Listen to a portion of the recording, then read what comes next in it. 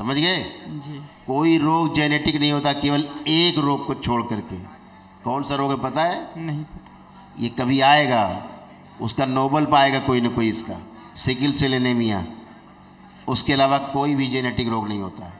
समझ गए? जी। जिसको अब ये समझ ले रहे हैं और जिसको भविष्य में समझने के लिए ये सारे वैज्ञानिक करौली शंकर महादेव के दरबार में लाइन लगा के खड़े होंगे कि हमें समझना है। जी। लाइन लगा खड़े होंगे, एक टाइम आएगा, जी गुरुदेव। क्योंकि इनके हाथ में चीज़ें नहीं है, आउट ऑफ कंट्रोल है सब।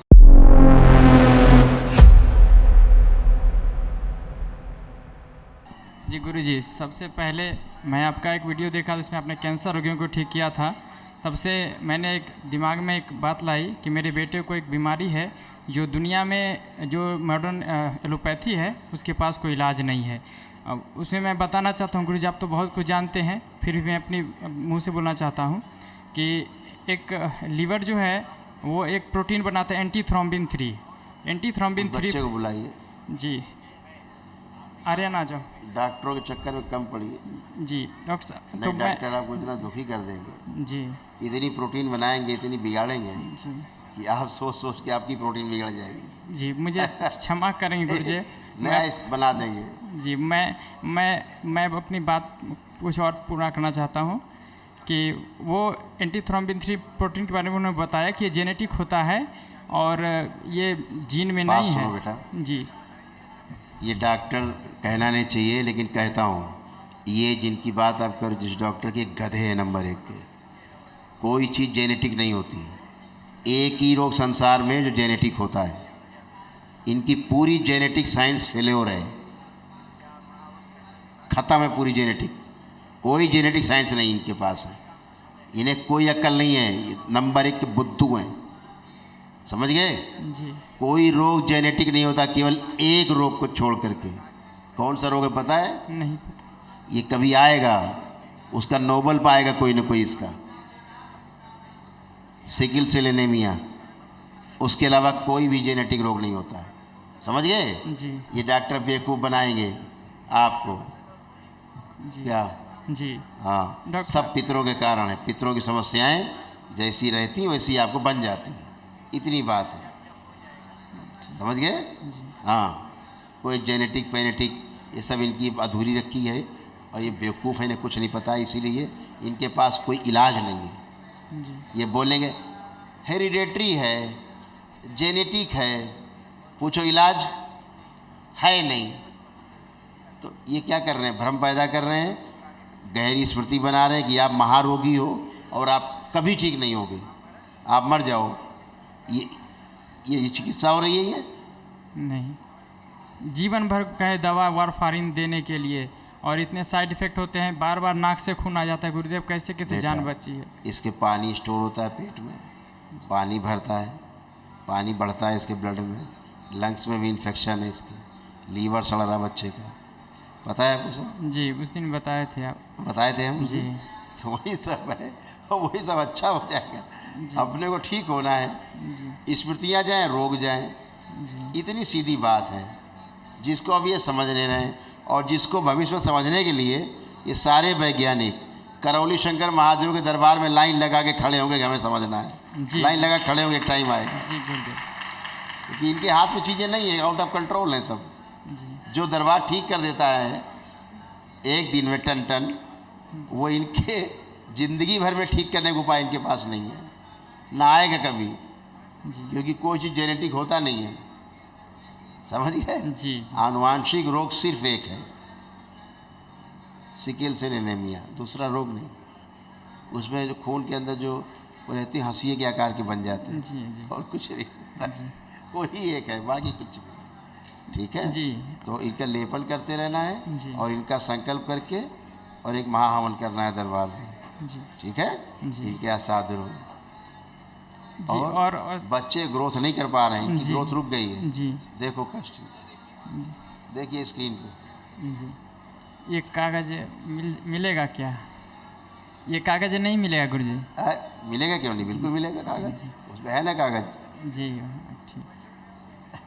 आपको उसमें भी आएगा ना, वीडियो में रहेगा। जी। हमेशा के लिए सुरक्षित है। जी। ये डॉक्टर साहब के पिताजी भी नहीं बना पाएंगे कि क्या रोग है। जी वो संभव नहीं है, धरती पर मुझे नहीं लगता है, इसको दूसरे आदमी होंगे। अभी तक मेरी जो बुद्धि है वहाँ तक। ये सारे कष्ट दरबार ने डायग्नोस किए, डायग्नोस ही नहीं किए, ट्रीटमेंट भी किए।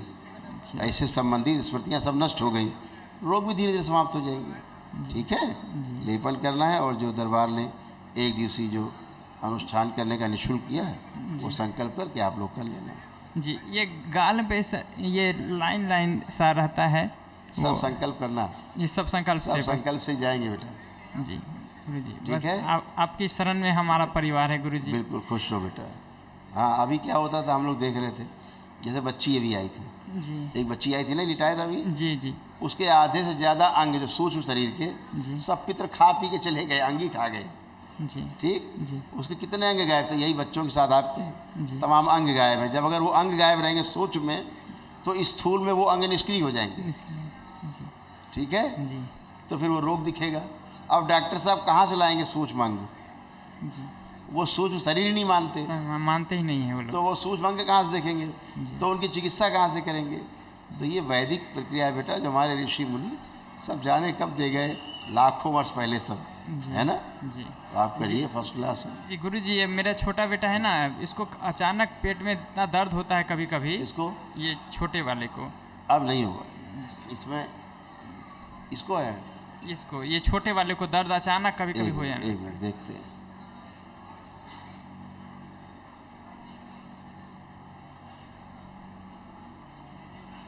इसको क्या हो रहा था? इसके भी लीवर में जी सड़न हो रही थी।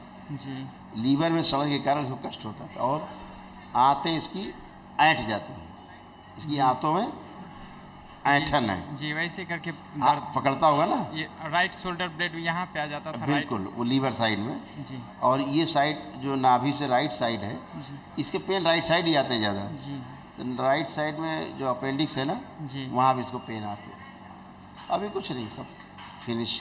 इसके पकड़ के हाथ संकल्प कर देना, और इसको आँखों से धुंधला भी दिखाई देता है। बच्चा आपको बता नहीं पा रहा है, जी इसमें ग्लूकोमा की स्मृतियाँ थी, अंधेपन की, है ना, जी अभी वो नष्ट हो गई हैं। तो इन दोनों बच्चों का संकल्प करके आप महावन करेंगे। ठीक है, पर्ची मिल गई? पर्ची मिल गई? नहीं मिली है पर्ची। स्लिप नहीं दी? महावन क्या नाम बच्चों का दोनों का? आर्यन और अक्षय। आर्यन और अक्षय। जी आप संकल्प लेना जी और करना। बेटा आप आओ। जी प्रणाम गुरुदेव। खुश रहो बेटा, कैसे हो? ठीक है गुरुदेव।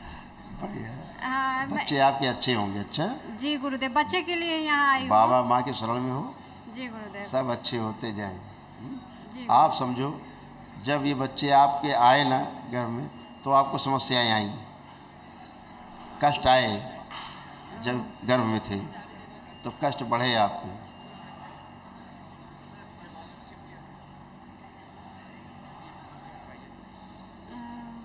है ना। जब बच्चे पेट में थे तो यूट्रस में कष्ट आना, पेन होने, ये सारे सब शुरू हुए कष्ट में। ये सब इसी तरह के बच्चे ही थे पितरों के कारण। जी तो अभी सब गुरुदेव। अच्छा है, बस संकल्प लेकर उनका हवन करेंगे, फिर लेपन वगैरह करते रहना। ठीक है, इनके एक दिन नाभि में, एक दिन सिर पे, ऐसे करना दोनों के। और जी गुरुदेव। तुम ठीक हो? तुम्हें कोई कष्ट तो नहीं है अब? नहीं गुरुदेव, मैं ठीक हूँ। बच्चे को लेकर तुम्हें- बहुत परेशान रहते हूँ। तुमको बहुत कष्ट थे, रीढ़ की हड्डी में, छाती में, घुटनों में, श्वास लेने में, सब कष्ट नहीं थे? वो ये सब चक्कर आता था कभी कभी? होने वाला था, उस समय हो रहा था, फिर ठीक हो गया था। ठीक हो गए हैं? जी ये गुरुदेव। सारी स्मृतियाँ नष्ट हो गए हैं। जी ठीक है, गुरुदेव। खुश